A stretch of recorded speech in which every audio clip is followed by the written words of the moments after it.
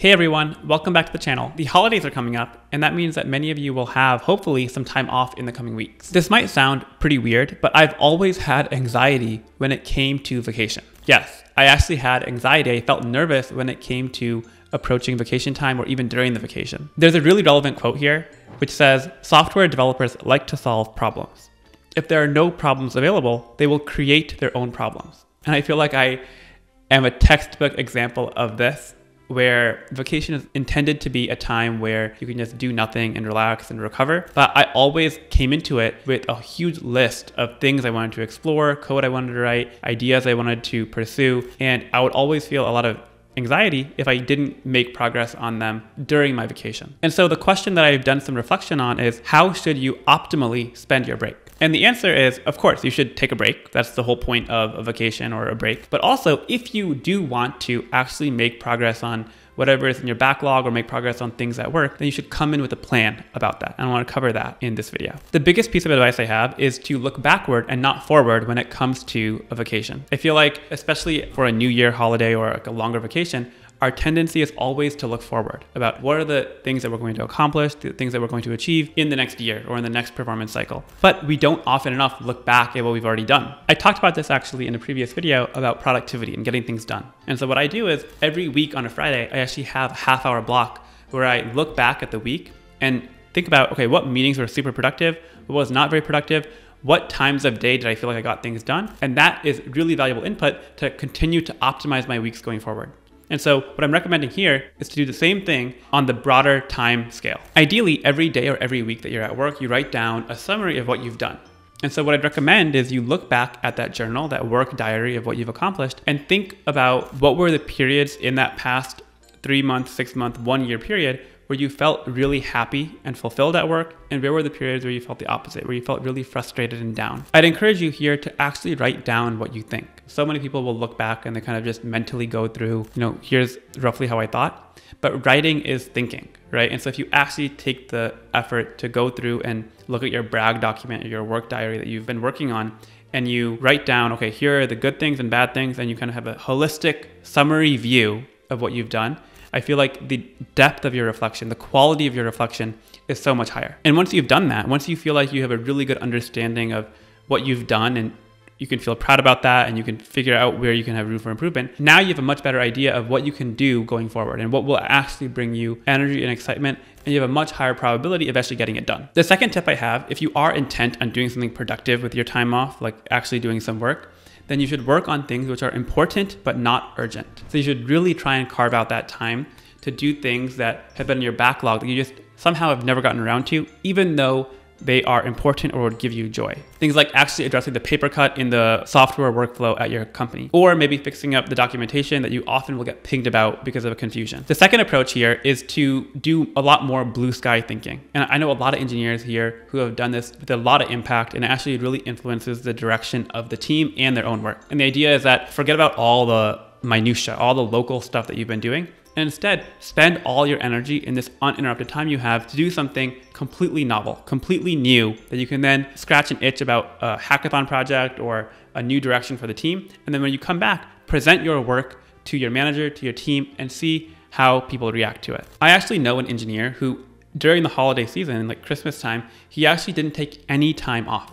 And so he'd come into the office every single day and work on what he called a holiday project. So while everyone else was out on vacation, he would actually come into the office and grind out a very novel, completely new feature in the product that he was working on. And that kind of became a tradition where he was known for developing these really innovative blue sky projects that the team could then learn from, give feedback on, and refine. And I think that was a really good way of building influence, even if the project wasn't pursued. Just building influence and kind of being a team lead, that was something that people really respected him for. The other big thing I'd recommend here is that obviously there's a whole world of tech that lives outside the confines of your company, outside the bubble of your company. And I think that's easy to forget. If you work at a big company like Meta or Microsoft and Google, there's so much technology, so many problems to solve, so many things that are happening that you can get completely sucked in. And so holidays are, of course, a really good time to step out of that bubble and explore different things. I would always have a huge backlog of things I wanted to do productively during the holiday season, and I would kind of bucket them into two categories. One is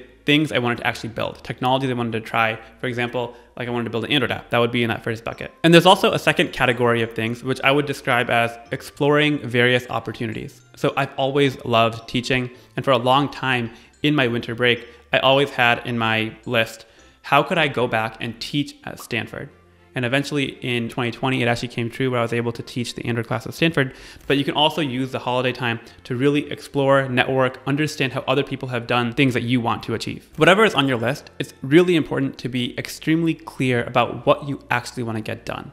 Ambiguity is the enemy of productivity. So you want to have a lot of clarity about what does it actually mean to make progress and what is reasonable to get done during the duration of my holiday. I would say the tendency for 99% of people, including me for sure, is to overscope. Like you have way too many things that you can almost, if you actually reflect on it, you know that you just can't get that done.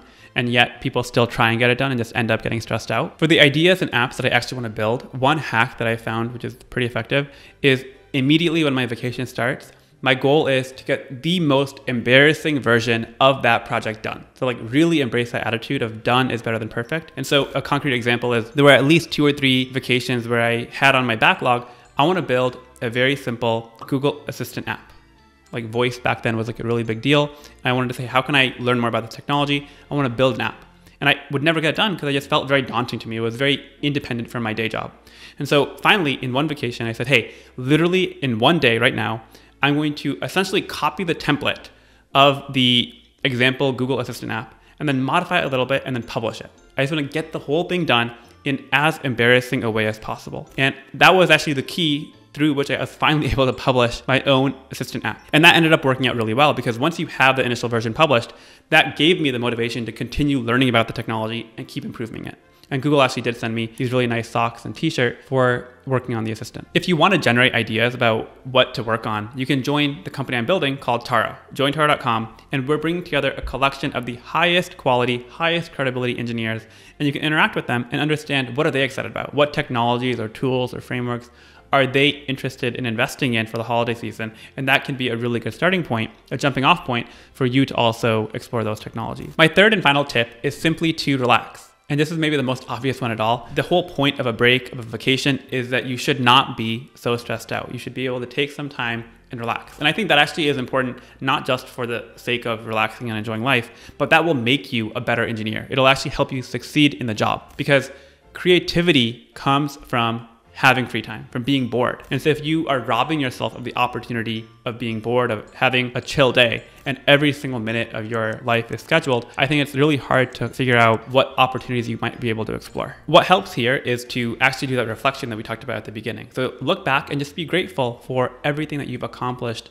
in the past 6 months or past 1 year. And I think it's so easy to forget because we're always intent on looking forward. But if you take a moment to think about all the things that you've accomplished, how has your life changed? What new opportunities or experiences have you gained in the past year? I think you start to understand and become grateful that you don't have to be working every single minute. And that can hopefully relieve some of the pressure that many of you might be feeling to always keep grinding. We live in a time where we can build a program with code, we can talk into the camera, we can write an essay, which can literally reach millions of people within a couple days. And that's pretty amazing. Our ability to find interesting people and communities to work with and actually pursue exciting ideas that can impact hundreds of thousands or millions of people has never been higher. We live in a golden age of being able to do leveraged work.